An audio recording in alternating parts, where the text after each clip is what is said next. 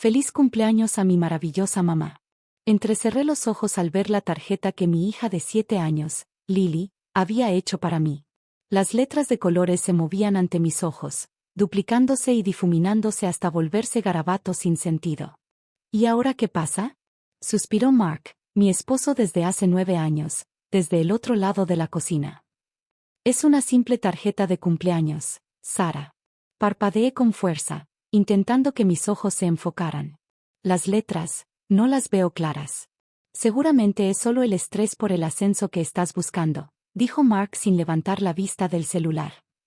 Has estado trabajando demasiado. Todo te parece una crisis cuando estás estresada. El rostro de Lily se entristeció al verme luchar con su tarjeta. ¿No te gustó, mami? Claro que sí, mi amor, la abracé, conteniendo las lágrimas de frustración. Me encantan todos los colores que usaste. Solo que hoy otra vez me cuesta leer. La voz de Mark sonó con ese tono de irritación tan familiar. Tal vez si pasaras menos tiempo viendo hojas de cálculo y más tiempo relajándote, no tendrías esos episodios. Episodios. Así llamaba él a la creciente frecuencia de mis problemas de visión. La doble visión que hacía peligroso conducir. Los puntos ciegos que aparecían sin aviso. Los terribles dolores de cabeza que venían después. Tengo una cita con el Dr. Reynolds la próxima semana, dije en voz baja, aún abrazando a Lily. Mark rodó los ojos. ¿Otro doctor? Sara, ya pasamos por esto. El optometrista dijo que tus ojos están bien. El médico general dijo que estás bien. Que solo estoy trabajando demasiado, completé con amargura. Estresada, imaginando cosas. Bueno, si te queda el saco, dijo, levantándose y tomando sus llaves. Voy a llevar a Lily a su práctica de fútbol. Trata de relajarte mientras no estamos. Tómate una siesta o algo. Cuando se fueron, me quedé sola en la mesa de la cocina, mirando la tarjeta de cumpleaños de Lily. Los síntomas habían comenzado 3 meses atrás. Cosas pequeñas al principio, dificultad para leer letras pequeñas, visión borrosa ocasional, pero había empeorado con el tiempo. La semana pasada, falté a una presentación importante con un cliente porque no pude leer las diapositivas del PowerPoint. Mi jefe fue comprensivo, pero Mark me acusó de sabotear mi propia carrera. Solo te da miedo el éxito, me dijo. Te inventas obstáculos para tener una excusa y quedarte en tu zona de confort. Mi teléfono vibró. Un mensaje de mi hermana Kate. ¿Cómo estuvo la tarjeta de Lily? ¿Le dijiste a Mark sobre la referencia para la resonancia? No lo había hecho. El Dr. Reynolds, mi nuevo neurólogo, me había llamado ayer después de revisar mis síntomas.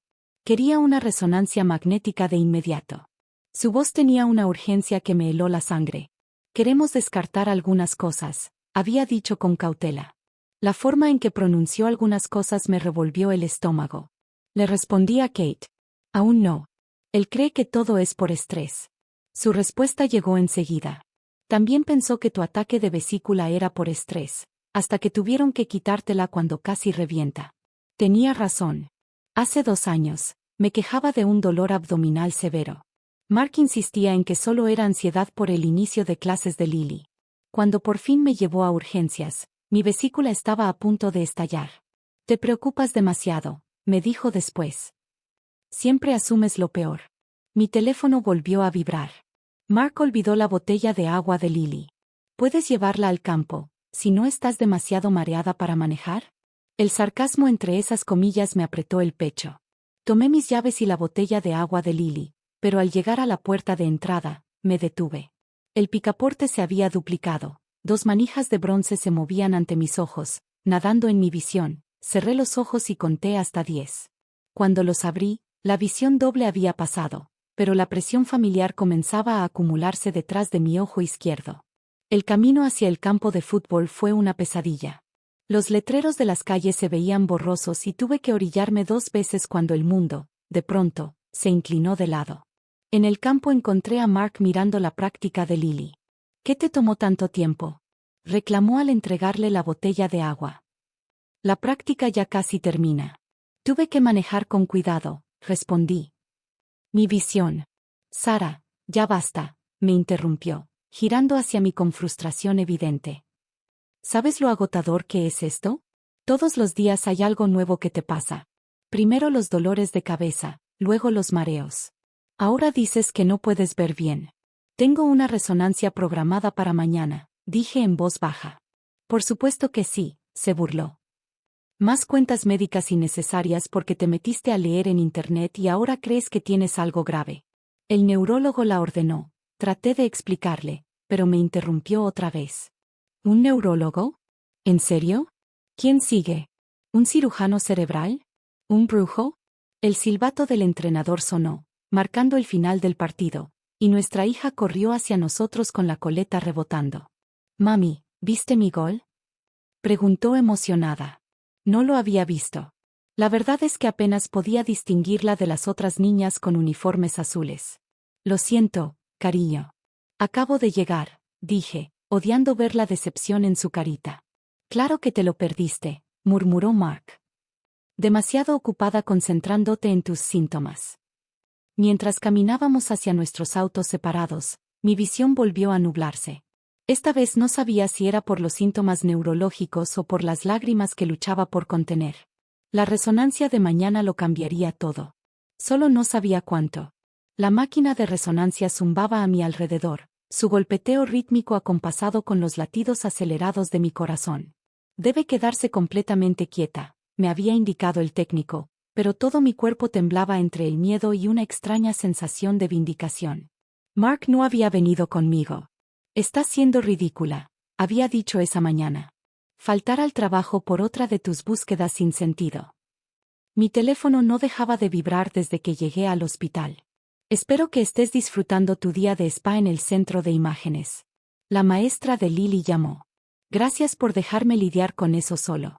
Cuando termines de jugar a la paciente, necesitamos leche y pan. Cada mensaje me apretaba más el pecho, pero no podía responder. Estaba encerrada en ese túnel blanco, con instrucciones estrictas de no moverme. 2 horas después, estaba sentada en el consultorio del Dr. Reynolds, con las manos apretadas sobre el regazo. El neurólogo tenía el rostro grave mientras abría mis escaneos en la pantalla. Señora Walker, comenzó, y luego hizo una pausa, escogiendo sus palabras con cuidado. Encontramos algo significativo. Señaló un área en la imagen. Esto es un tumor que está presionando su nervio óptico. Por su ubicación y tamaño, explica los problemas de visión progresivos que ha estado experimentando.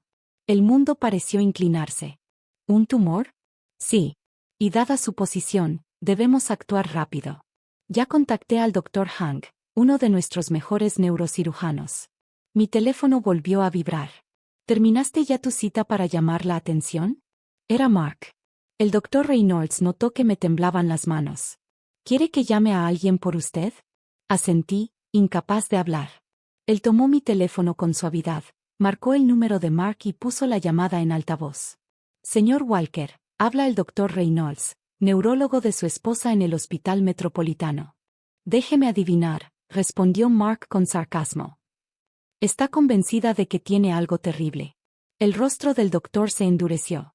En realidad, señor Walker, lo llamo porque encontramos un tumor cerebral significativo que está presionando el nervio óptico de su esposa. Necesitamos programar una cirugía de emergencia dentro de las próximas 48 horas para evitar una ceguera permanente.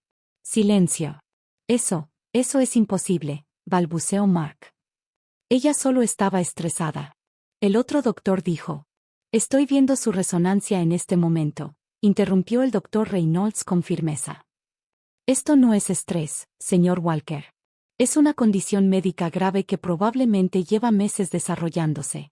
Su esposa necesita intervención inmediata. Hubo otro silencio, seguido por el sonido de llaves tintineando. ¿En qué hospital están? Metropolitan. 4º piso, departamento de neurología. Después de colgar, el Dr. Reynolds se volvió hacia mí. El equipo quirúrgico está listo para reunirse con usted. ¿Desea esperar a su esposo? Asentí, todavía procesando todo. Un tumor. Todas esas veces que me quejé de mi visión. Todas esas veces que Mark me ignoró. Mark llegó 30 minutos después, con el rostro pálido.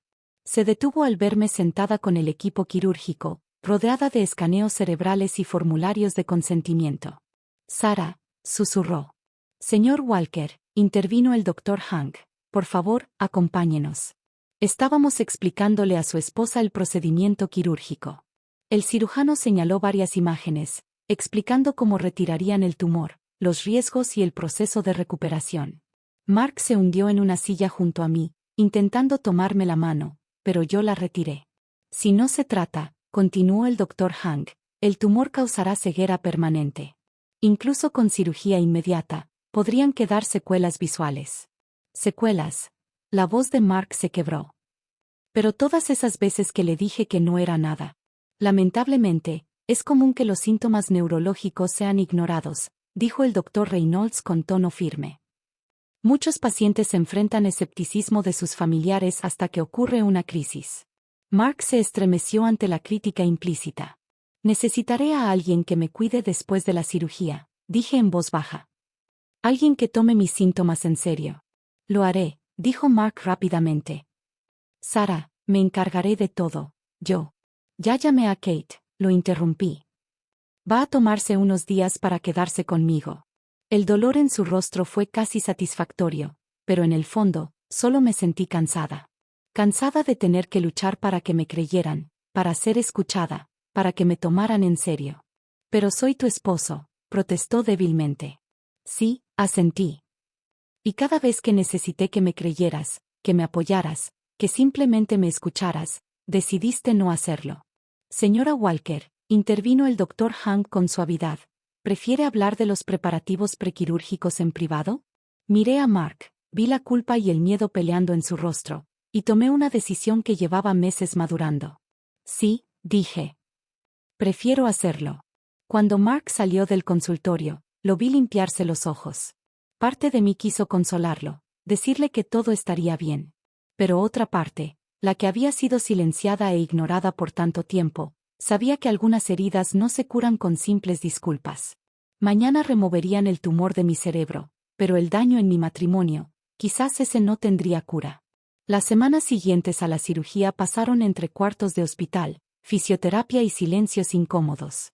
Mark rondaba los bordes de mi habitación, mientras Kate se encargaba de mis cuidados. Su presencia era un recordatorio constante de todas las veces que no estuvo cuando más lo necesité. Tu visión debería mejorar poco a poco, me explicó el doctor Hank en una revisión. La cirugía fue exitosa, pero la recuperación lleva tiempo. Mark, sentado en un rincón, habló con cautela. ¿Y los dolores de cabeza que tenía? Los que yo decía que eran. Se quedó sin palabras. También eran causados por el tumor, confirmó el doctor Hank con firmeza, al igual que los mareos, la fatiga y los problemas de coordinación que usted atribuía a torpeza. Cada síntoma que el doctor mencionaba parecía dolerle físicamente. Bien, pensé, y enseguida me sentí culpable por pensarlo. De vuelta en casa, con Kate quedándose en la habitación de huéspedes, la dinámica se volvió tensa. Mark lo intentó. Dios, al fin lo intentó. Me traía agua, revisaba mi horario de medicamentos y me llevaba a la cita sin una sola burla o comentario sarcástico. Pero sus esfuerzos solo resaltaban lo poco que me había apoyado antes. Una tarde lo encontré en el cuarto de Lily, sosteniendo su tarjeta de cumpleaños, esa que yo no había podido leer. ¿Por qué lloras, papi? Preguntó Lily desde la puerta, asustándonos a ambos. Porque cometí errores muy grandes, cariño, respondió él, con la voz quebrada. Y no sé cómo arreglarlos. Esa noche, después de que Lily se durmió, me encontró en la sala. Encontré esto, dijo, colocando un montón de hojas sobre la mesa de centro. Eran copias de sus mensajes de texto hacia mí durante el último año. Jugando a la paciente otra vez. Otro síntoma imaginario. Modo reina del drama activado. Leerlos ahora, ver su crueldad y desprecio en blanco y negro, hizo que mi cicatriz quirúrgica doliera. Fui horrible, susurró. Peor que horrible. Fui abusivo. La palabra quedó suspendida en el aire entre nosotros. Era la primera vez que alguno de los dos la nombraba por lo que era. ¿Por qué? Pregunté, la misma pregunta que me había atormentado durante toda mi recuperación. ¿Por qué te resultaba más fácil creer que mentía que aceptar que estaba enferma? Se sentó pesadamente en el sillón, manteniendo cierta distancia. Me convencí de que estaba siendo práctico, racional, de que tú eras la emocional, la ansiosa. Hizo una pausa, buscando las palabras. Pero la verdad es que tenía miedo. Cada vez que decías que algo andaba mal, lo ignoraba porque no podía enfrentar la posibilidad de que fuera algo serio. Así que me dejaste enfrentarlo sola. Sí, asintió, limpiándose los ojos. Me hice creer que te ayudaba al no alimentar tus miedos. Pero lo único que hice fue dejarte sufrir en silencio. Kate apareció en la puerta, con una expresión protectora. Sara necesita descansar. Pero negué con la cabeza. Está bien, Kate. Tenemos que hablar. Después de que ella se fue, Mark sacó un último papel, una referencia a terapia de pareja. Sé que puede ser demasiado tarde, dijo con voz baja. Sé que tal vez destruí toda la confianza que tenías en mí, pero si estás dispuesta, quiero aprender a ser el esposo que merecías desde el principio. Miré la hoja, pensando en todos los momentos que nos habían traído hasta aquí, los síntomas ignorados, los mensajes crueles, las citas médicas a las que fui sola. No puedo prometerte nada, dije al fin. Pero estoy dispuesta a intentar la terapia. Su alivio fue visible, pero levanté la mano para detenerlo. Con una condición. Cualquiera. Tú también necesitas terapia individual. Porque esto no se trata solo de mi enfermedad. Se trata de tu necesidad de controlar todo, de minimizar los problemas. Y no voy a permitir que Lily crezca pensando que eso es amor. Él asintió, con lágrimas cayendo libremente ahora. Ya empecé. Llevo 2 sesiones. ¿En serio? Pregunté, sorprendida. El día de tu cirugía. Al verte en la camilla, cuando te llevaban, me di cuenta de que podía perderte, ya fuera por el tumor que ignoré o por el daño que te causé. Ese mismo día busqué a un terapeuta. Nos quedamos en silencio un rato, con el peso de los años de negación y dolor flotando entre nosotros. Vi el gol, dijo de pronto. ¿Qué? En el partido de Lily, el día antes de tu resonancia. Cuando dijiste que te lo perdiste, yo lo vi. Y ni siquiera se me ocurrió describírtelo. Solo te juzgué por no verlo. Algo tan pequeño, pero significaba tanto. Su voz se quebró. Llevaba su cinta azul de la suerte. Regateó a 2 defensoras y anotó desde el lado izquierdo del campo. Después hizo un pequeño baile de victoria. Deberías haberlo visto. Lo habrías visto si te hubiera creído antes.